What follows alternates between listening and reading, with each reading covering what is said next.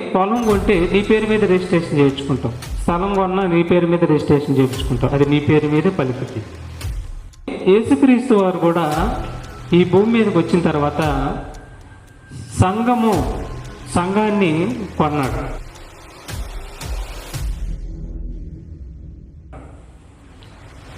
సంఘాన్ని రక్తం ఇచ్చి కొన్నాడు. ఈ సంఘం మీద అధికారం అయిందే. అర్థమవుతుందా? ఈ సంఘం మీద అధికారం ఎవరిది? కొన్న అయింది అధికారం. నువ్వు పొలం కొంటే పొలం మీద నీకు అధికారం ఉండిద్ది, స్థలం కొంటే స్థలం మీద నీకు అధికారం ఉండిద్ది, కారు కొంటే బైక్ కొంటే నువ్వు కొన్న దాని మీద నీకు అధికారం ఉండిద్ది. మరి ఈరోజు చక్కటి దేవుడి మాటలను మనం బైబిల్ నుంచి పరిశీలిద్దాం. జాగ్రత్తగా మనం వాక్యాన్ని పరిశీలిస్తూ విన్న వాక్యం ప్రకారం నడిచేవారిగా, ప్రవర్తించేవారిగా, గుర్తుపెట్టుకొని దాని చొప్పున నడిచేవారిగా మనందరం ఉందాం. మరి ఈ సందర్భంలో దేవుడి మాటలను దేవుడు మనకిచ్చినటువంటి జీవ ఆహారమును మనం తీసుకొని చుండగా జాగ్రత్త కలిగి తీసుకుందాం. మరి ఒక అంశాన్ని మనం ఈరోజు తెలుసుకుందాం. సంఘము ఎవరిది, సంఘమునకు ఏ పేరు పెట్టుకోవాలి? సంఘము ఎవరిది, సంఘానికి ఏ పేరు పెట్టుకోవాలి అనేటటువంటి ఉన్నతమైనటువంటి విలువైనటువంటి జుంటితేని దారాల కంటే మధురమైనటువంటి దేవుడి మాటల్ని మనం బైబిల్ నుంచి పరిశీలిద్దాం. జాగ్రత్తగా దృష్టి బైబిల్ మీద పెడదాం. ప్రియమైన బిడ్డలారా, సంఘము ఎవరిది అనేది మనం ఆలోచిస్తే, ప్రకృతిలో ఈ భూమి మీద కొన్ని సందర్భాలను మనం పరిశీలించాలి. మనం ఒక పొలం కొంటాం, మనం కొన్నాం. పొలం కొనిన తర్వాత ఆ పొలానికి, లేదంటే ఒక స్థలం కొంటే ఆ స్థలానికి ఎవరి పేరు పెట్టుకుంటాం? కొన్న ఆయన పేరు పెట్టుకుంటాం. నువ్వు పొలం కొన్నావు అనుకోండి, 2 ఎకరాలు కొన్నావు అనుకోండి, నీ పేరు మీద పెట్టుకుంటావు. అది నీ పేరు మీద పెట్టుకుంటావు, ఎందుకంటే కష్టపడి కొన్నావు కాబట్టి నీ పేరు మీద నువ్వు పెట్టుకుంటావు. అది నీ పేరు మీద ఉండిద్ది. అలాగే యేసుక్రీస్తు వారు కూడా సంఘమును కొన్నాడు. యేసుక్రీస్తు వారు కూడా సంఘాన్ని కొన్నాడు.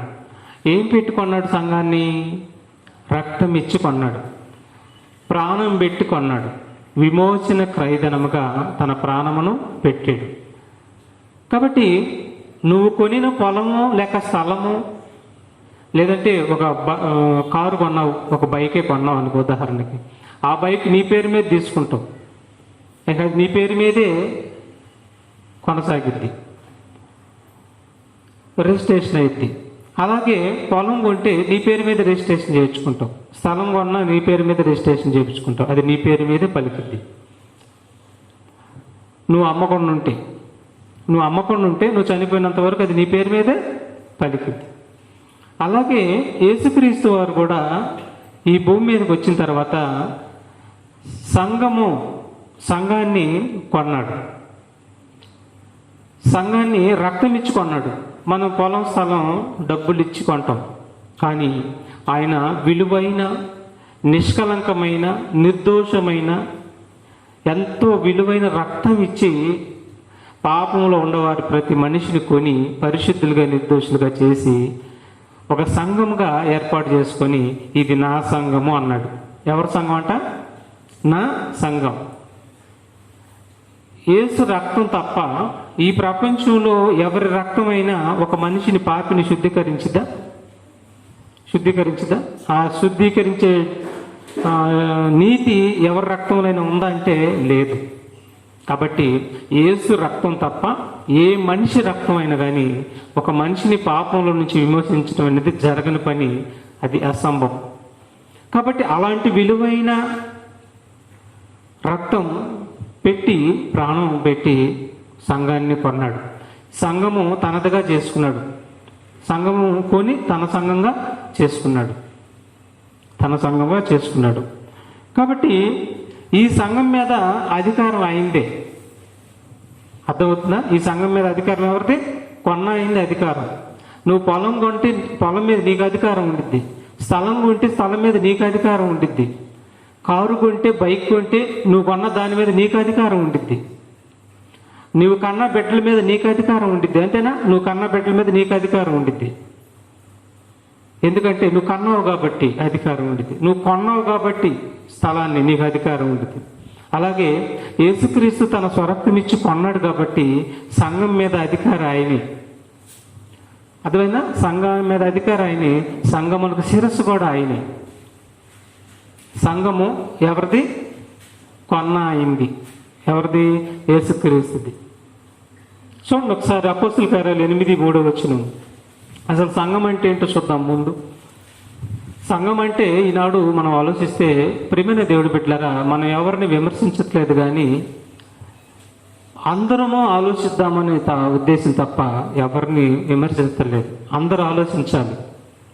అసలు సంఘం అంటే ఈనాడు ఎక్కువగా 100% మందిలో ఉన్నటువంటి ఆలోచన ఏంటంటే, చర్చి గోడలతో కలుపుకొని, మనుషులతో అందరూ కలుపుకొని ఇది సంఘం అనుకుంటున్నారు.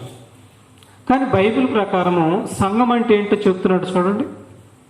యేసు రక్తము సిమెంట్తో కట్టినటువంటి గోడలను కొనలేదు, సిమెంట్తో కట్టినటువంటి యొక్క మందిరం కట్టడాలను కొనలేదు. యేసు రక్తం సజీవమైనటువంటి పాపులుగా ఉన్నటువంటి నిన్ను నన్ను మనందరినీ యేసు రక్తం ద్వారా కొనబడ్డాం మనం.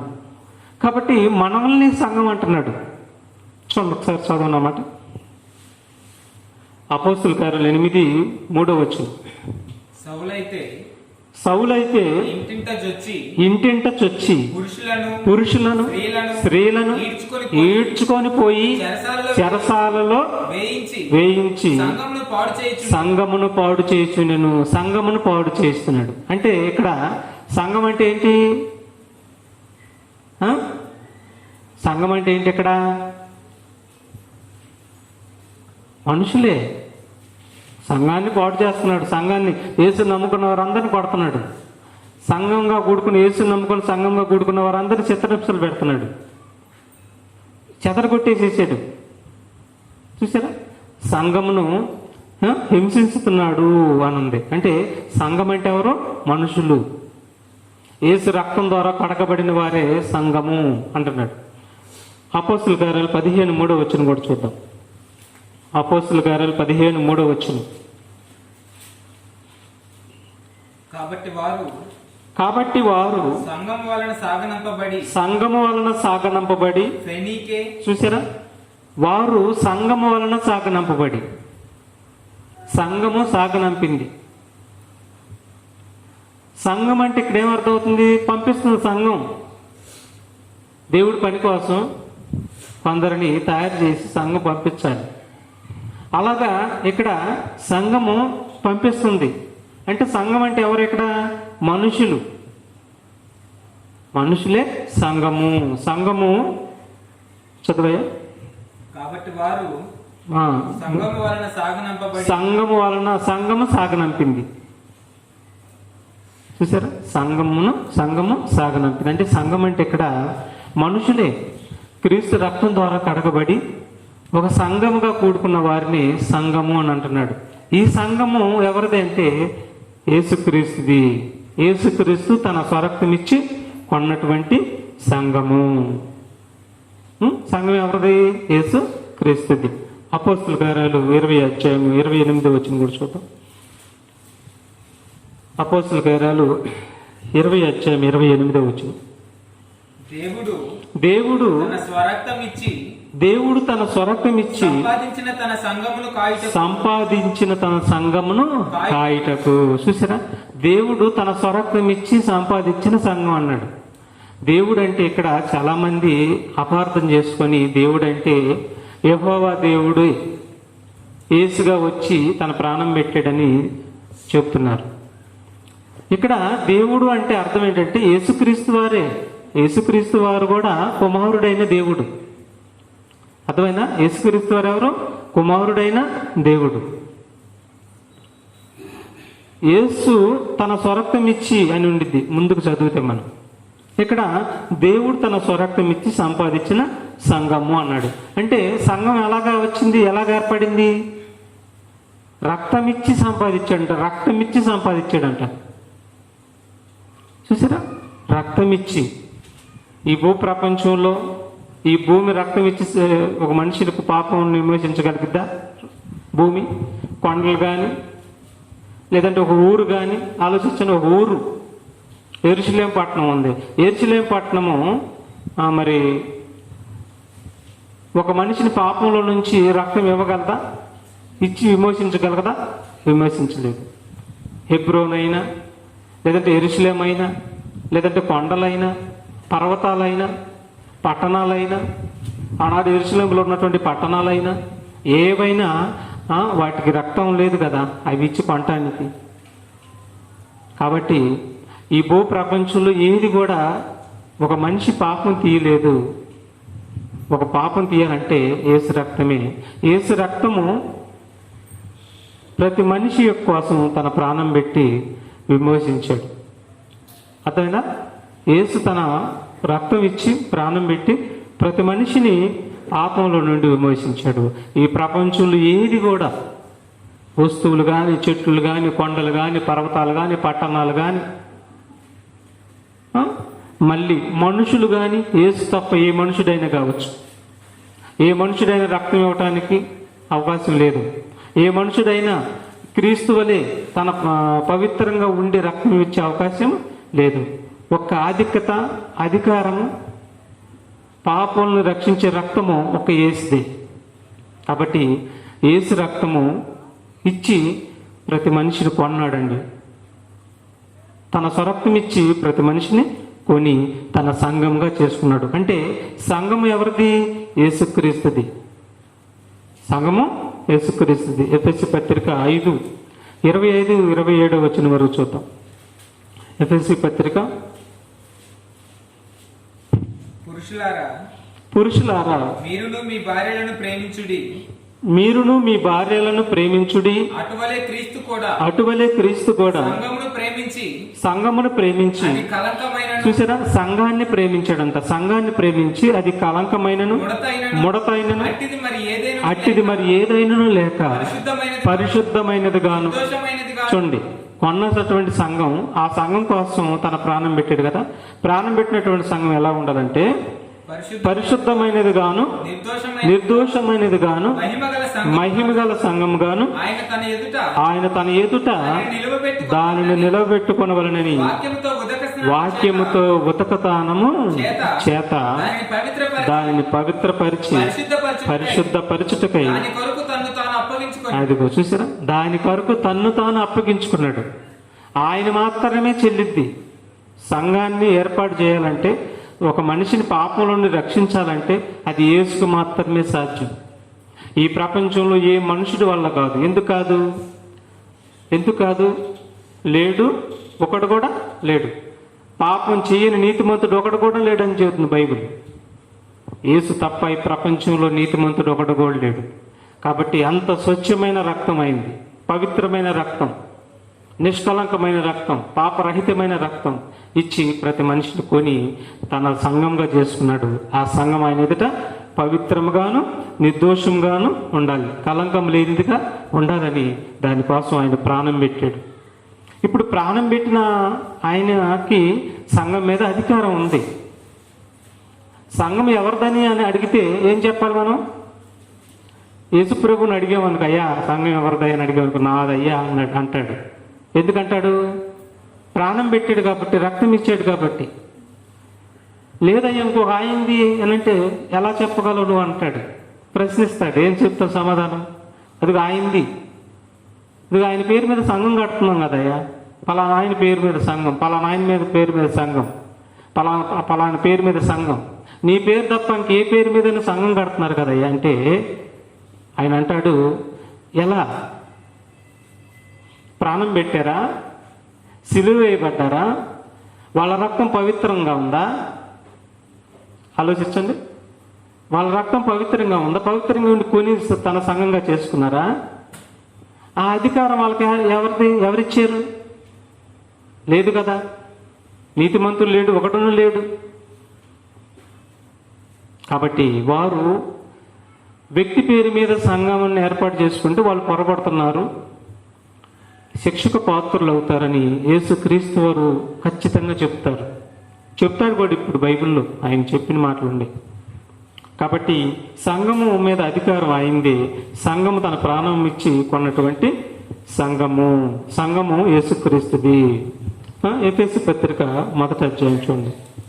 ఎఫెసీ పత్రిక 1వ అధ్యాయము 22-23 వచ్చింది.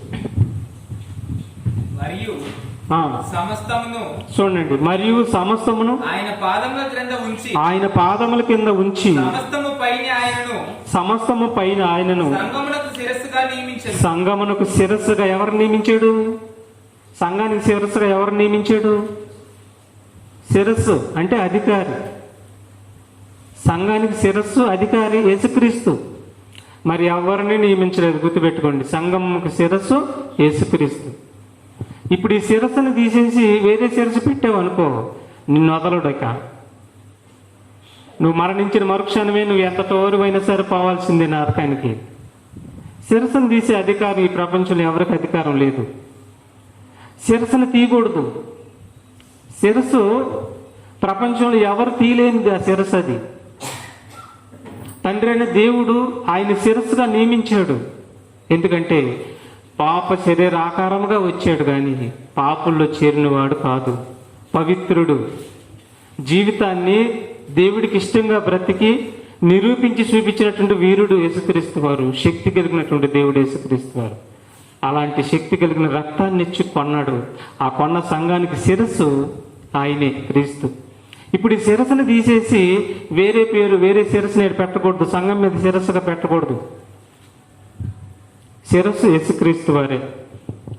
ఇంకా ఆ శిరస్సును తీసేసి ఒక వ్యక్తి పేరు పెట్టు కానీ, లేదంటే ఈ భూమి మీద ఉన్న కొండల పేరు పెట్టు కానీ, అట్లా చేస్తే చాలా చాలా మరి యేసు ప్రభువుని మనం తునీకరించిన వారు అవుతాం.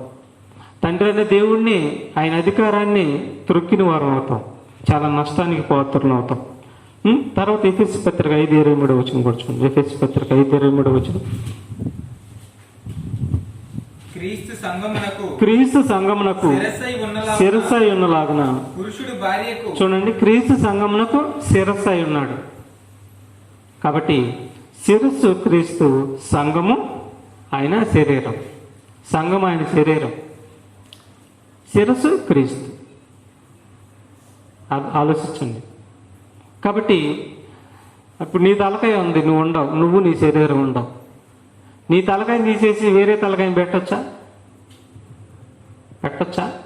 అయితే తీర్తి ఉంటావు, నువ్వు చచ్చిపోతావు కదా. అలాగే ఈ తలకాయని తీస్తే ఏమైద్ది? క్రీస్తు అనే తలకాయని తీసేస్తే ఆ అధికారిని తీసేసి వేరే తలకాయని పెడితే ఏమైద్ది? శరీరం చచ్చిపోయింది. అర్థమైందా? అందుకే మీరేమి వినుచున్నారో జాగ్రత్తగా బైబిల్ చూసుకున్నని సంఘాన్ని హెచ్చరిస్తుంటే బైబిల్ చూసేవాళ్ళు లేరు, నిమ్మక నీరు ఎత్తినట్టుగా ఉంటారు. ఇంకా అంతే, వాడిపోతారు రేపు. కాబట్టి ఇక్కడ మనం ఆలోచించగలిగితే క్రీస్తు సంఘమునకు శిరస్సు అయి ఉన్నాడు. రోమపత్రిక 16వ అధ్యాయం 16వ వచనం కూడా. రోమపత్రిక 16వ అధ్యాయం 16వ వచనం. పవిత్రమైన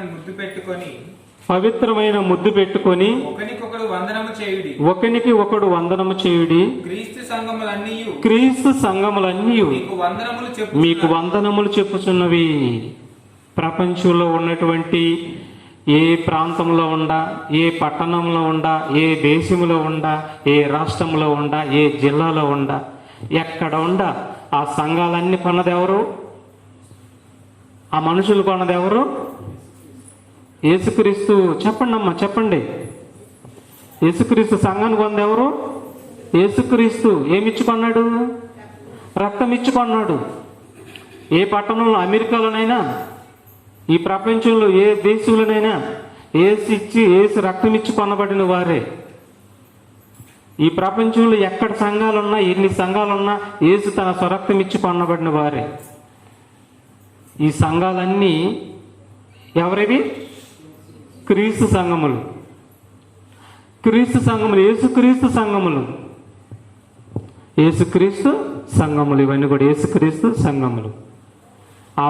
వాటికి అధికారి యేసుక్రీస్తు, ఆ సంఘాల మీద అధికారి యేసుక్రీస్తు, శిరస్సు యేసుక్రీస్తు. సంఘము ఆయింది, క్రీస్తుకి ప్రాణం పెట్టి కొన్న అయింది సంఘం. ఇవి మరి సంఘం నాది అని నువ్వు పెట్టావు అనుకో పేరు, కుదరదు. నీ పేరు పెట్టుకున్నావు అనుకో, పలానా ఎల్లయ్యో పొల్లయ్యో ఏదో పెట్టావు అనుకో, కుదరదు. లేదంటే బైబిల్లో పేరు ఉంది కదా అని బైబిల్లో పేరు పెట్టావు అనుకో, కుదరదు. బైబిల్లో పేరు ఏసునామంలోనే రక్షణ. అర్థమైందా? యేసుక్రీస్తు నామంలోనే రక్షణ. ఏసునామంలో ప్రపంచానికి రక్షణ, విమోచన. ఇక ఏ పేరైనా నువ్వు పేతురు పేరు పెట్టినా కుదరదు అంటాడు, పౌలు గారి పేరు పెట్టినా కుదరదు అంటాడు, శిష్యుల పేరు పెట్టినా కుదరదు, ఎవరి పేరు పెట్టిన సంఘానికి కుదరదు. చూస్తారు ఆ మాట కూడా. చూడండి కొరింథీ పత్రిక, మొదటి కొరింథీ పత్రిక 1వ అధ్యాయము 10 నుంచి 11 వచ్చిన వరకు చూద్దాం. సహోదరులారా, మీరందరూ ఏకభావముతో మాట్లాడవలనని మీలో కక్షలు లేక ఏక మనసుతోను ఏక తాత్పర్యముతోను మీరు సన్నద్ధులై ఉండవలనని మన ప్రభు అయిన యేసుక్రీస్తు పేరట చూడండి, ప్రతిది కూడా యేసుక్రీస్తు పేరటే మిమ్మల్ని వేడుకొనుచున్నాను. నా సహోదరులారా, మీలో కలహములు కలవని మిమ్మల్ని గూర్చి క్లోయో ఇంటి వారి వలన నాకు తెలియవచ్చును. మీలో ఒకడు. చూసారా? బాగా వినాలి. వాళ్ళందరూ కూడా సువార్త చెబుతున్నారు, వాక్యం చెబుతున్నారు. వాక్యం చెబుతుంటే కొందరు అంటున్నారంట, నేను పౌలు గారు వాక్యం చెప్పాడు అనుకోండి, అయ్యా మా పౌలు వాడని నేను అంటున్నారంట, పౌలు సంఘం మాది అంటున్నారంట. పేతురు గారు వాక్యం చెబుతుంటే మాది పేతురు వాడని నేను, అపోల్లో వాడని నేను, కేఫా వాడని నేను అని ఎవరు వాక్యం చేస్తే వారి బాని అయిపోయి వారి వారం మేము అని చెప్పి వారికి ఎడిట్ అయిపోతారంట. వారికి ఎడిట్ అయిపోతున్నారు. వారి పేరు మీద సంఘం కడుతున్నారు. పౌలు వాడను అన్నప్పుడు చూడండి, పౌలు వాడను అన్నప్పుడు ఎగిరిపోతారు, ఇక చాప్టర్ క్లోజ్. అందుకే బైబిల్ దగ్గర ప్రాంతీయతత్వం ఉండకూడదు. గుర్తుపెట్టుకోండి, మీకు అర్థం కాలేదేమో ఈ మాట అర్థం చేసుకుని. ప్రాంతీయతత్వం ఉంటే పనికిరారు. మావోడు మా కులం అన్నాడు అంటే అసలు పనికిరావు. నువ్వు భయంకరమైన పాపి కంటే నువ్వు దుర్మార్గుడు అయిపోతావు. మావోడు మా కులపోడు అన్నావు అంటే అసలు నువ్వు ఎందుకు పనికిరావు. నువ్వు దేవుడు నమ్ముకున్నా కానీ పనికిరావు. ఆ పిచ్చితో నమ్మకూడదు ప్రభువుని. చూడండి, ఇక్కడ అదే పిచ్చి పెట్టింది వాళ్ళకి. ఇంకో పౌలు మాకు వాక్యం చెప్పాడు కాబట్టి పౌలు వాడం మేము, కేప వాక్యం చెప్పాడు కాబట్టి కేప వాడం అని ఎవరు వాక్యం చెప్తే వారి వారం అని చెప్పి వారి పేరు మీద సంఘాన్ని, మా సంఘం పౌలు సంఘం అంటున్నారు, మా సంఘం పేతురు సంఘం అంటున్నారు. ఇక అప్పుడు ఆయన పౌలు గారు ఖండిస్తున్నాడు. చూడండి ఈ మాట ఇక్కడ, నా సహోదరులారా, మీలో కలహములు కలవని మిమ్మల్ని గూర్చి క్లోయో ఇంటి వారి వలన నాకు తెలియవచ్చు.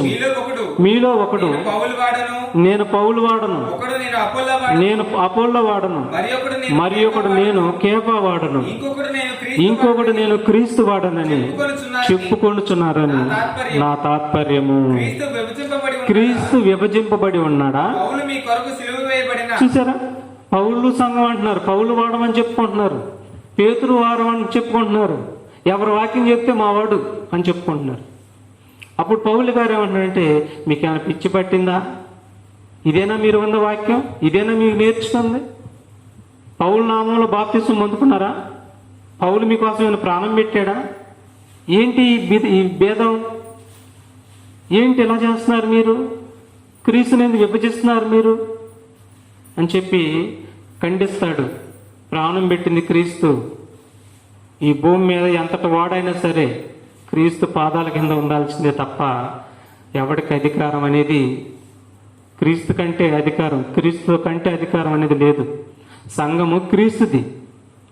వాక్య ప్రకారం నువ్వు సంఘాన్ని నడిపించాలి. వాక్యంతో నువ్వు అధికారం చేయాలి తప్ప నీ సొంత అధికారం, నీ సొంత పెత్తనం చేయకూడదు సంఘం మీద. సంఘానికి క్రీస్తు పేరు తప్ప, ఎందుకంటే కొన్నది, ప్రాణం పెట్టింది, నిష్కలంకమైన రక్తం అయింది కాబట్టి, నీ రక్తం చెల్లదు కాబట్టి నువ్వు కూసేపు అవునంటావు, కూసేపు కాదంటావు, కూసేపు అబద్ధం ఆడతావు, కూసేపు అబద్ధం ఆడనంటావు. నీదంతా నటన, వేషధారణ బ్రతుకు కాబట్టి మనిషిది. యేసుక్రీస్తు వేషధారణ లేనివాడు కాబట్టి సంఘం ఆయింది. కాబట్టి ఆయింది సంఘము. ఆయన గాక ఆ సంఘానికి ఇంకెవరు పేరు పెట్టినా కానీ అది చెల్లదు. కొనే హక్కు, ధైర్యము ప్రపంచంలో ఎవరికి లేదు, ఒక్క నీతిమంతుడైనటువంటి యేసుకు తప్ప. కాబట్టి ఇక్కడ ఏమన్నాడంటే, క్రీస్తు సంఘములని మీకు వందనములు చెప్పుచున్నవి అంటాడు. రోమపత్రిక 16 వచనంలో క్రీస్తు సంఘములని మీకు వందనములు చెప్పుచున్నవి. అపోస్తుల కార్యాలు 9:31 వచనం కూడా చూద్దాం. అపోస్తుల కార్యాలు 9:31 వచనం. కావున యోదయ గలిలయ చూడండి, కావున యోదయ గలిలయ సమరయ దేశములైనంతటా సంఘము క్షేమాభివృద్ధి నొందుచు సమాధానము కలిగి ఉండెను. ఇక్కడేమన్నాడు?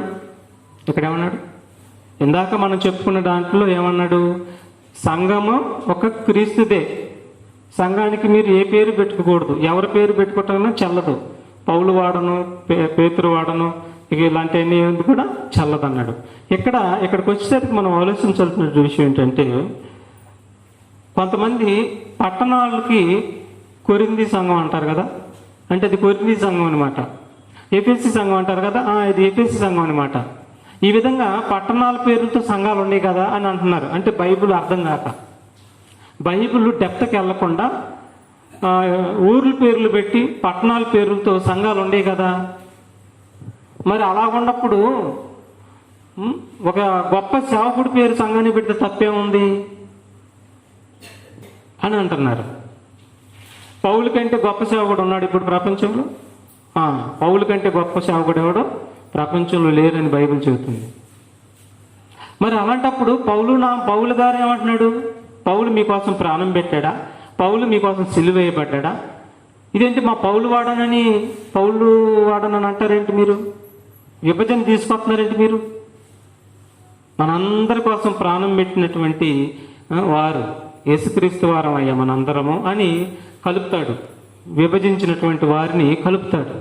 మనందరూ క్రీస్తు వారము, క్రీస్తు నామంలో ప్రతిదీ జరగాలి అని కలుపుతాడండి.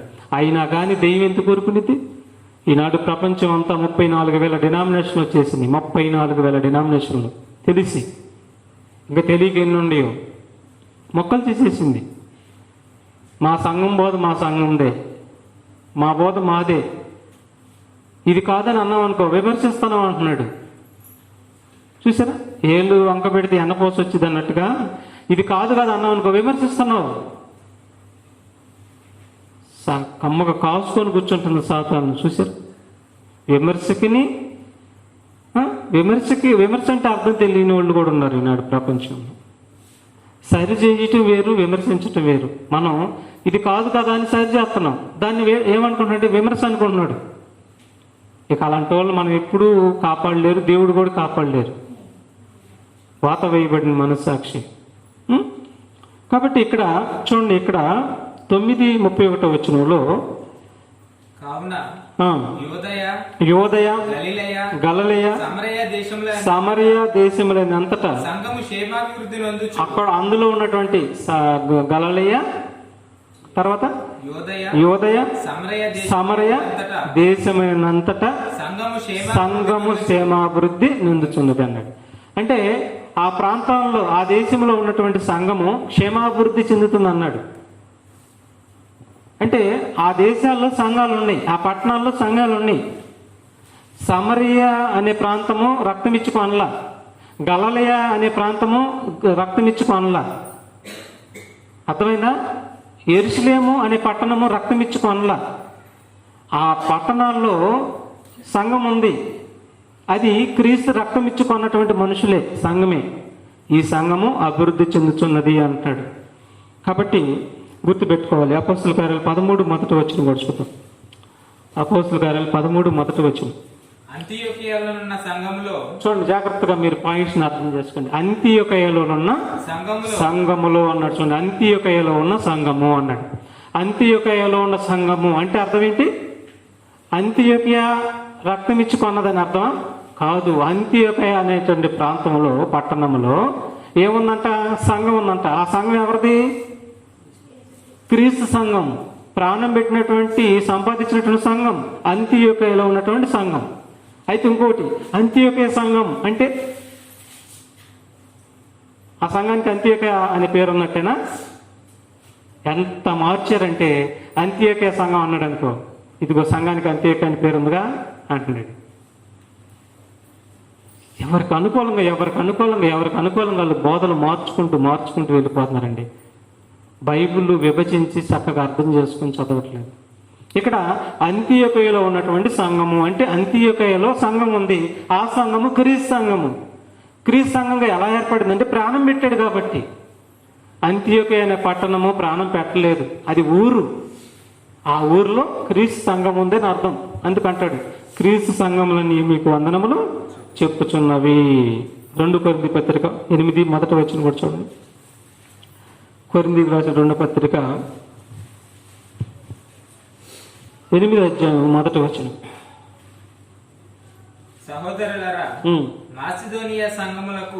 సహోదరులారా, మాసిదోనియా సంఘములకు అనుగ్రహింపబడి ఉన్న, చూడండి, మాసిదోనియా సంఘములకు. చూడండి ఇక్కడ ఏముంది? ఇక్కడ మాసిదోనియా సంఘములకు. ఇందాక అంతియోకయలోనున్న సంఘం అన్నాడు, ఇక్కడ మాసిదోనియా సంఘం అన్నాడు.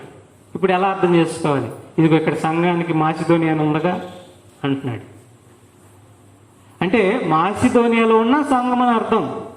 సంఘము అనే పేరు వచ్చిందంటే మాత్రం బైబిల్లో యేసు రక్తం ఇచ్చిన తర్వాత సంఘం అనే పేరు వచ్చిందంటే మాత్రం ఆయన నమ్మిన వారందరూ సంఘంగా కూడుకున్న తర్వాత సంఘం అనే పేరు వస్తే మాత్రం అది ఖచ్చితంగా క్రీస్తు సంఘమే. ప్రాణం పెట్టిన సంఘం, ప్రాణం పెట్టి కొన్నటువంటి సంఘం.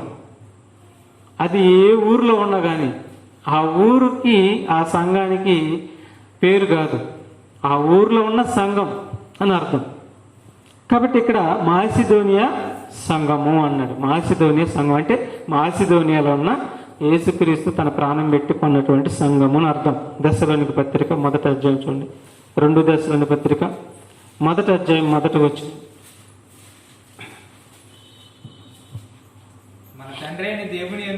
మన తండ్రి అయిన దేవుని యందును ప్రభువైన యేసుక్రీస్తునందును ఉన్న దెస్సలోనికీయుల సంఘమునందు. చూసారా ఉన్నాడు? మరలా చదువు. దెస్సలోనికలో ఉన్నటువంటి సంఘము. చూడండి, దెస్సలోనికలో ఉన్నటువంటి సంఘమునకు అన్నాడండి. కాబట్టి దెస్సలోనికలో ఉన్నటువంటి సంఘం, లేదంటే వారి సంఘం అది. ఇక్కడ ఆ ఊరుని బట్టి, ఆ ఊరిలో ఉన్నటువంటి వారిని దెస్సలోనికీయులు అంటున్నాడు. వారు ఏ ఊరు చెప్తున్నాడు, అది అక్కడ ఆ ఊరు యొక్క సంఘం వాళ్ళు అని చెప్తున్నాడు. ఊరిని మెన్షన్ చేస్తున్నాడు, కలుపుతున్నాడు. అలాగని దెస్సలోనిక అనే మరి పట్టణము వారిని పొందా కాదు. ఆ ప్రజలు దెస్సలోనికి ఆ ప్రాంతపు వారు. వీరు కూడా క్రీస్తు రక్తమిచ్చి కొనబడిన వారే. వారు ఆ పట్టణంలో ఉంటున్నారు. వారు ఎవరంటే దెస్సలోనికీయులు అంటున్నాడు. దీన్ని ఎలా చేశారంటే దెస్సలోనికీయులు అని అన్నాడుగా, సంఘం అన్నాడుగా, కాబట్టి సంఘానికి దెస్సలోనిక ఉందయ్యా అని అంటున్నాడు. చూసారు, విభజన అనేది తెలియట్లేదు. బైబిల్లో ఉన్నది ఉన్నట్టుగానే చెప్పుకుంటా, ఉన్నది ఉన్నట్టుగానే, కానీ దానికి అర్థము, దానికి భావం ఏంటనేది మరి విడమరిచి చెప్పుకోవట్లేదు. చెప్పిన వారిని వెర్రివారిగా చేస్తున్నారు.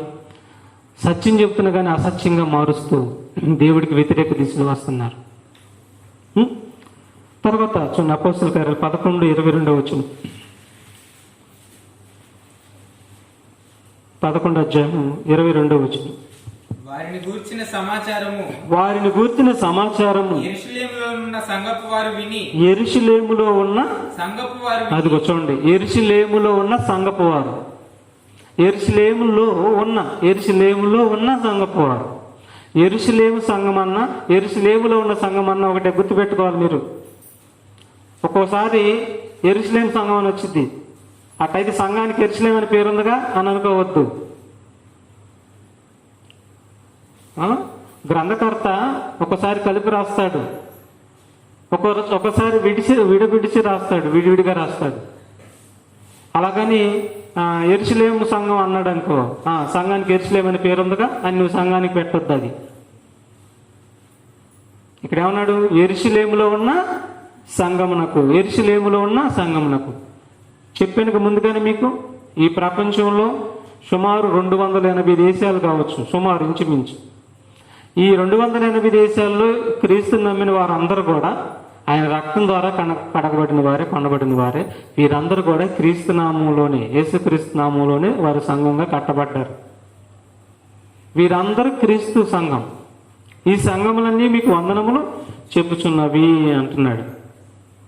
అంతేగాని ఆ పట్టణంలో ఉన్నారు కాబట్టి, ఆ పట్టణం పేరు మీద పిలువబడుతున్నారు కాబట్టి యెరూషలేము సంఘం అనవద్దు, హెబ్రోను సంఘం అని అనవద్దు. అర్థమైందా? పెంతెకోస్తు సంఘం అని అనొద్దు. బైబిల్లో ఉన్నాయి, బైబిల్లో పేర్లు ఉన్నాయి. అవి ప్రాణం పెట్టి కొనలేదు. యెరూషలేము అనే పట్టణం ప్రాణం పెట్టి కొందా? హెబ్రోన్ అనేటువంటి పట్టణం ప్రాణం పెట్టి కొందా? పెంతెకోస్తు అనేది పండగ, అది పండగ. మరి ప్రాణం పెట్టి కొందా? చూసారా? సరే, ఇంకొక వ్యక్తి పేరు పెట్టామనుకో, ఆ వ్యక్తి ప్రాణం పెట్టి కొన్నాడా? లేదు, అసలు చెల్లదు. ఏ పేరు మీద చెల్లదు, ఒక యేసుక్రీస్తు పేరు మీదే చెల్లుద్ది. కాబట్టి మరొక మాట చూద్దామండి. ప్రకటన గ్రంథం 2వ అధ్యాయం 1వ వచనంలో, ప్రకటన గ్రంథము 2వ అధ్యాయము 1వ వచనంలో మనం చూడగలిగితే,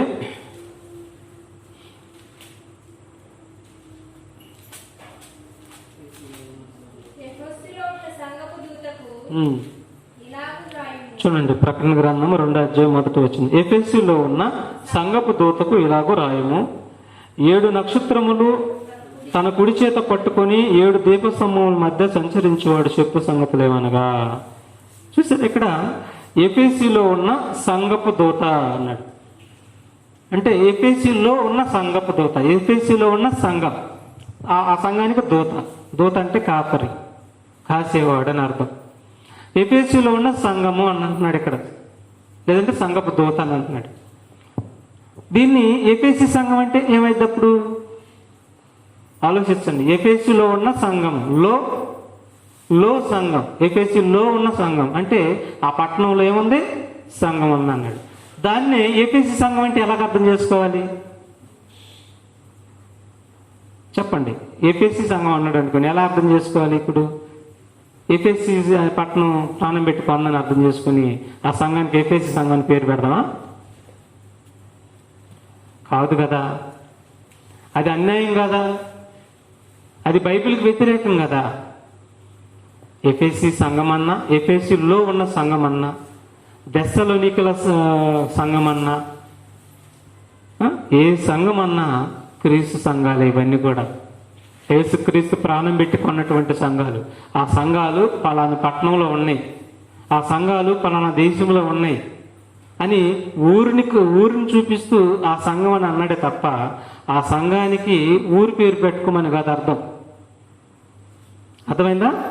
ఎఫెసీలో ఉన్న సంఘపు దూత అన్నాడండి. 12వ వచనం కూడా చూద్దాం, అదే అధ్యాయం 12వ వచనం.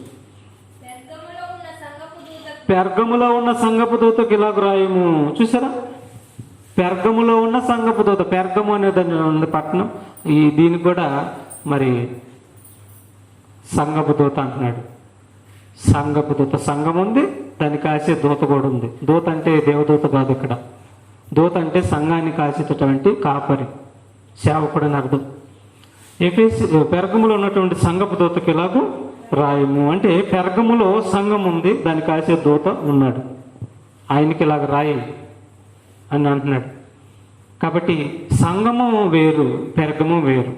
సంఘము వేరు, ఎఫెసీ వేరు. సంఘము వేరు, దెస్సలోనిక వేరు. సంఘము వేరు, కొరింథీ వేరు. అవి పట్టణాలు. సంఘము క్రీస్తుది. చక్కగా మీరు అర్థం చేసుకోండి. తర్వాత 18వ వచనం కూడా చూద్దాం. 18వ వచనం. తుయతైరలో ఉన్నటువంటి సంఘపు దూతకు ఇలాగ రాయము. చూసారు, తుయతైర ఇదొక ప్రాంతం.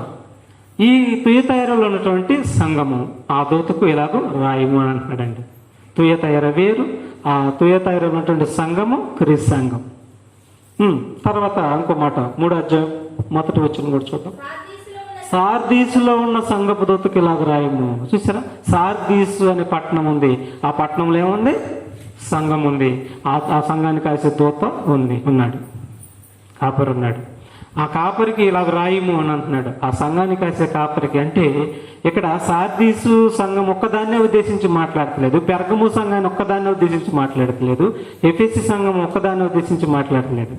వీటిని ఉద్దేశించి ప్రపంచంలో ఎన్ని సంఘాలు అయితే ఉన్నాయో ఈ 7 సంఘాలను ఉద్దేశించి ఈ ప్రపంచంలో ఉన్నటువంటి 7 అన్నిటి సంఘాలకి హెచ్చరిక చేస్తున్నాడు. అలాగే ఇక్కడ చదువు మాట. సార్దీసులో ఉన్నటువంటి సంఘపు దూతకు ఇలాగ రాయము. సార్దీసు అనే పట్టణంలో సంఘం ఉంది, దానికి ఇలాగూ రాయము. ఆ సంఘాన్ని కాసే దూతకు ఇలాగూ రాయము అని అంటున్నాడండి. తర్వాత 7వ వచనం. ఫిలదెల్ఫియాలో ఉన్నటువంటి సంఘపు దూతకు. చూసారా, ఫిలదెల్ఫియా ఇదొక ప్రాంతం, ఇదొక పట్టణం. ఈ ఫిలదెల్ఫియా అనేటటువంటి ప్రాంతంలో లేక పట్టణంలో సంఘం ఉంది. ఈ సంఘాన్ని కాసే దూత ఉన్నాడు. ఈ దూతకు ఇలాగ రాయము అని అంటున్నాడు. ఫిలదెల్ఫియా వేరు, సంఘము వేరు. సంఘం ఎవరిది? క్రీస్తుది. ఫిలదెల్ఫియా ఎవరు? ఫిలదెల్ఫియా కొంత ప్రాణం పెట్టిందా? లేదు. ఎఫెసీ ప్రాణం పెట్టిందా? లేదు. పెర్గము అనే ప్రాంతం ప్రాణం పెట్టిందా? లేదు. క్రీస్తు ప్రాణం పెట్టాడు. కాబట్టి ఆ ఊర్లో సంఘం ఉంది. అది క్రీస్తు రక్తం ఇచ్చుకున్నటువంటి సంఘము. 14వ వచనం కూడా చూద్దాం. 14వ వచనం. లవోదీకీలో ఉన్నటువంటి సంఘపు దూతకు ఎలాగూ రాయము. లవోదీకియా సంఘం. లవోదీకీలో ఉన్నటువంటి సంఘపు దూతకు ఇలాగ రాయము. ఈ పట్టణంలో ఉన్నటువంటి సంఘం ఉంది, ఈ దూతకు ఇలాగ రాయము అని అండి. 22వ వచనం కూర్చోండి. 22వ వచనం. సంఘములతో ఆత్మ చెప్పుచున్న మాట చెవిగలవాడు వినుగాక. చూసారా, సంఘములతో ఆత్మ చెప్పుచున్న మాట చెవిగలవాడు వినుగాక. మనుషుల మాటలు వినొద్దు, నష్టం. మీరు ఏమి వినుచున్నారో జాగ్రత్తగా బైబిల్ చూసుకోమని దేవుడు చెప్తున్నాడు. మీరు వింటున్నది బైబిల్లో ఉందా లేదా చూసుకోనని దేవుడు చెప్తున్నాడు. మీరు వినివారు మాత్రం ఏంటి, మిమ్మల్ని మీరు మోసపుచ్చుకోవద్దని దేవుడు చెప్తున్నాడు.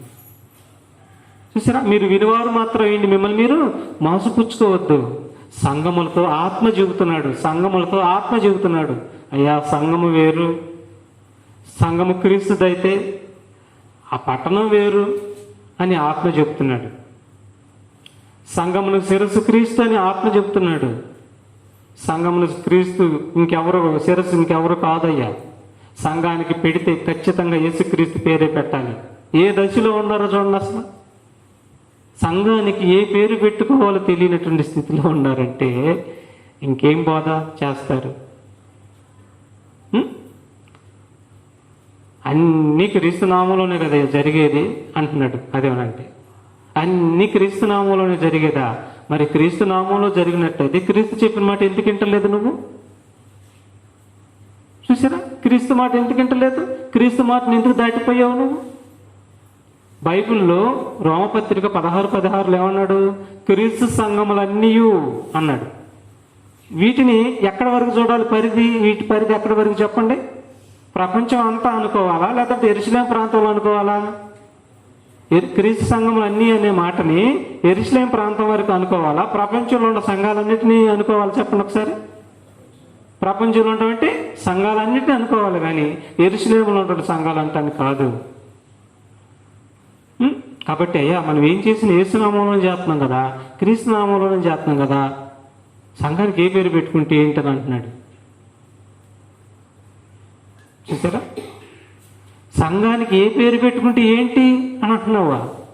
మరి అలాంటప్పుడు మరి బైబిల్లో ఉన్నటువంటి సంఘాలన్నీ కూడా అయ్యా ఇదిగో మాకు లవదీప కొంది రక్తం ఇచ్చి అని పెట్టుకోవచ్చుగా, మాది లవదీప సంఘం అని. తుయతైర సంఘం, తుయతైర పట్నం మమ్మల్ని కొంది అని తుయతైర పట్నం పేరు పెట్టుకోవచ్చుగా. పౌలు సంఘం మాది అని పౌలు సంఘం పౌలు పేరు పెట్టుకోవచ్చుగా. పౌలు ఎందుకు చేశాడు హెచ్చరిక? పౌలు ఎందుకు ఖండించాడు? వాళ్ళకి తెలియదు వాక్యం. చూసారా, ఆత్మ సంఘములతో చెప్పు మాట చెవు గలవాడు మాత్రమే వింటాడు. చెవులు మొగ చేసింది దెయ్యం, ఆ మోగపోయినోడు ఎనుడేక. మొగతనం, చెవులకు మొగతనం కలగజేసింది, కళ్ళకు గుడ్డితనం కలగజేసింది, కాళ్ళకు కుంటితనం కలగజేసింది. దేవుడి కోసం బ్రతకినటువంటి ఒక మోగ మొద్దులాగా ఉంది ప్రపంచం. ఇక్కడ నమ్మిన వాళ్ళు ఎక్కువ శాతం ప్రపంచంలో ఉన్నారట, మోగ మొద్దుల్లాగా. అర్థమైనా? అలాగ మనం ఉండకుండా జాగ్రత్తగా మరి మనం నడవాలి. చివరిగా ఫిలోమోను పత్రిక చూడండి, చివరి మాట ప్రార్థన చేసుకున్నాం. ఫిలోమోను పత్రిక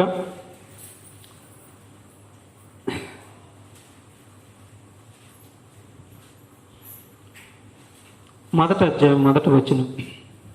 క్రీస్తు యేసు ఖైదీ అయిన పౌలును, క్రీస్తు యేసు ఖైదీ అయిన పౌలును, సహోదరుడైన తిమోతియు, మా ప్రియుడును జతపనివాడునైన ఫిలోమోనుకును, మన సహోదరి అయిన అప్పియాకును, తోటి యోధుడైన అర్కిప్పునకును, నీ ఇంటనున్న సంగమునకును నీ ఇంటనున్న సంగమునకు శుభమని చెప్పి రాయమని అన్నాడని. ఇంటనుందంట, ఏముందంట? సంఘం. ఇప్పుడు ఈ సంఘానికి ఏ పేరు పెట్టుకోవాలి మీరు చెప్పండి ఒకసారి. ఇంటనున్న సంఘానికి ఏ పేరు పెట్టుకోవాలి? ఇంట్లో సంఘం ఉందంట, చెప్పాలి. ఇప్పుడు ఇంటి పేరు కొంతమంది మరి పట్టణాల పేరు ఊర్ల పేరుతో సంఘాలు ఉన్నాయి కదా బైబిల్లో అన్నాడు. విమర్శ విడిగా చదివి అర్థం చేసుకోక. ఇక్కడ ఇంటనున్న సంఘం అన్నాడు.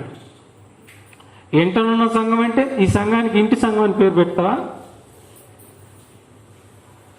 చెప్పండి.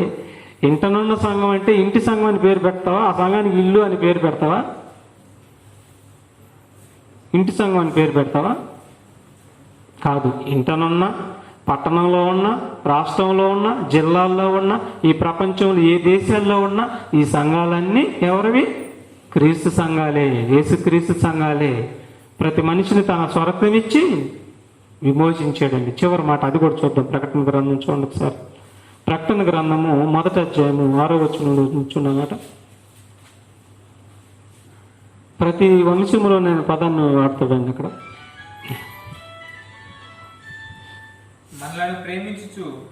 వచ్చును మనలను ప్రేమించుచు తన రక్తము వలన మన పాపముల నుండి మనలను విడిపించిన వానికి మహిమయు ప్రభావమును యుగయుగములు కలుగునుగాక.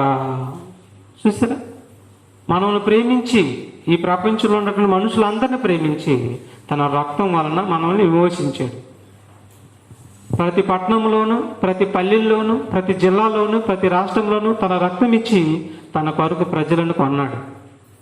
ఆయన కొన్నాడు. ఈ ప్రపంచంలో ఉన్నటువంటి ఎన్ని సంఘాలైన ఉండి ఆయన పేరు మీదే నడవాలి. సంఘానికి శిరస్సుని క్రీస్తుని పెట్టాడు, అధికారిని క్రీస్తుని చేశాడు. శరీరం సంఘం. ఆ అధికారి పేరే సంఘానికి ఉండాలి తప్ప ఈ పేరు తీసేసి ఇంకొక పేరు పెడతాను సంఘం యేసునామంలో జరుగుతుంది కానీ అనొద్దు. నువ్వు వక్రీకరిస్తున్నావు నువ్వు. కాబట్టి దయచేసి మరి ఎవరిని కూడా మనం మరి కించపరిచి మాట్లాడతలేదు, కానీ సంఘం అనేది క్రీస్తు తను స్వరక్తం ఇచ్చి కొన్నాడు కాబట్టి అధికారం ఆయనదై ఉండాలి. ఆయన పేరు మీదే సంఘం నడవాలని బైబిల్ చెబుతుంది. కాబట్టి చెవిగలవాడు ఆత్మ చెప్పు మాటలు చెవిగలవాడు మాత్రమే వింటాడు, చెవి లేనివాడు విన్నాడు. కాబట్టి సంఘం ఎవరిదమ్మా చెప్పండి? సంఘం ఎవరిది? యేసుక్రీస్తుది. సంఘానికి ఏ పేరు పెట్టుకోవాలి? క్రీస్తు సంఘం. ఈ ప్రపంచంలో ఉన్నటువంటి సంఘాలన్నీ ఎవరివి? క్రీస్తు సంఘాలు. అది ప్రార్థన చేసుకుని ఇది గుర్తుపెట్టుకొని మరి సంఘానికి ఏ పేరు పెట్టుకోవాలో నేను మీకు చెప్పాను. ఈ పేరు మీద మిమ్మల్ని ఎవరైనా వచ్చి అడిగినప్పుడు, ఏదన్నా అడిగినప్పుడు మరి ఈ విషయం కూడా మీరు అడగవచ్చు. అడిగి నిజం చెప్పండి, సత్యంలో వారిని నడిపించండి. ప్రార్థన చేసుకున్నాం.